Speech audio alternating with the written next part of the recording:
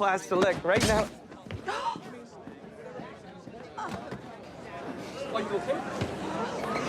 Alors que je travaillais à l'aéroport, j'ai fait une découverte surprenante. Sur l'écran de sécurité qui scannait les bagages, une bombe à retardement est soudainement apparue. J'ai été instantanément paralysé par cette vision. Mais la voix dans mon oreillette m'a laissé complètement impuissant. Je n'ai pu que regarder, impuissant, le suspect être appréhendé sur place. Ce matin-là, j'étais encore discrètement satisfait de mon augmentation de salaire. Je venais à peine de m'asseoir qu'une femme s'est approchée de moi. Elle prétendait avoir trouvé un casque audio. Sans réfléchir, je l'ai pris. Et je m'apprêtais à le remettre au service des objets trouvés. Lorsque mon téléphone a soudainement vibré pour m'annoncer l'arrivée d'un message. Il disait, mettez immédiatement le casque audio. Perplexe, j'ai commencé à scruter les environs. Je pensais qu'il s'agissait d'une blague d'un collègue. Alors j'ai lentement mis l'écouteur dans mon oreille. Soudain, la voix à l'intérieur m'a laissé sans voix. La voix mystérieuse dans l'écouteur disait, un homme portant une casquette rouge allait apparaître au poste de contrôle de sécurité. Tant que je coopérais pleinement pour l'aider à passer la sécurité, ma femme serait en sécurité. Pour me convaincre complètement, ils m'ont secrètement envoyé des images vidéo qu'ils avaient obtenues en s'introduisant chez moi. J'ai immédiatement compris qu'il ne s'agissait pas d'une blague. Pour poursuivre la conversation, j'ai commencé à discuter avec mon interlocuteur, tout en appelant secrètement la police à l'aide. Soudain, chacun de mes mouvements a été repéré par le mystérieux personnage grâce aux images de surveillance. Il m'a menacé. Raccrochez immédiatement cet appel d'urgence, ou la vie de ma femme sera en danger. Voyant mon plan dévoilé, je n'ai eu d'autre choix que de raccrocher. J'ai enfermé mon téléphone dans un placard comme il me l'avait demandé, mais j'ai refusé d'abandonner mon appel à l'aide. Je me suis alors secrètement préparé à enregistrer la conversation, à l'aide de ma montre. Contre toute attente, ce mouvement subtil a été détecté. Alors que je jetais la montre dans le placard, j'ai tourné brusquement la tête. Et c'est seulement à ce moment-là que j'ai compris que chacun de mes mouvements était surveillé. Un sentiment d'impuissance m'a immédiatement envahi. Pour assurer la sécurité de ma femme, je n'avais d'autre choix que d'engager la conversation avec mon interlocuteur, dans l'espoir d'en tirer un indice. Soudain, le bruit d'un verre brisé a résonné dans mon oreillette. J'ai commencé à scruter les environs. Une silhouette a jailli devant mes yeux. C'était ce personnage mystérieux. Alors que je restais figé sous le choc, un client m'a brusquement interrompu. Instantanément, un plan s'est formé dans mon esprit. J'ai appuyé sur le bouton pause du tapis roulant, et j'ai commencé à inspecter les bagages du client. Saisissant l'occasion, j'ai griffonné un message sur le ticket avec un stylo de sécurité. À ce moment-là, mon collègue est arrivé. Je lui ai remis la note, et après avoir reçu le billet, il l'a rapidement scanné avec un stylo laser, comprenant instantanément ce que je voulais dire. Mais alors qu'il cherchait l'inconnu, un homme l'a soudainement dépassé en courant. À cet instant, il s'est effondré sur le sol. Témoin de cette scène, je suis resté figé sous le choc. La nouvelle de l'incident s'est rapidement répandue dans toute la compagnie aérienne. Et sa femme a tenté de me contacter. La ligne est restée sans réponse, tandis que j'étais assis dans le salon. Mon cœur était rempli de culpabilité, sachant que mes actions avaient conduit à la mort tragique de mon collègue. À ce moment-là, le mystérieux personnage est soudainement apparu à côté de moi, me disant, si je ne coopérais pas pleinement à partir de maintenant, ma femme serait la prochaine cible. N'ayant pas le choix, je suis retourné à mon poste, pour découvrir qu'il avait été pris par un autre collègue. Je suis allé voir le superviseur, mais il m'a répondu, il y a trop de personnel aujourd'hui. Il m'a chargé de gérer la foule, et j'ai poussé un soupir de soulagement. Cela m'a donné une excuse pour détourner les demandes de l'inconnu. Mais l'instant d'après, celui-ci m'a averti. Si je ne prévenais pas rapidement la sécurité, je manquerais à notre accord. Sous la menace, je n'ai eu d'autre choix que de céder à nouveau. J'ai remarqué un collègue en train de siroter son café. Une idée m'est immédiatement venue à l'esprit. Je me suis rapidement dirigé vers le passage réservé au personnel. Puis je me suis faufilé par la porte arrière dans le magasin de proximité. Et j'ai discrètement pris l'alcool.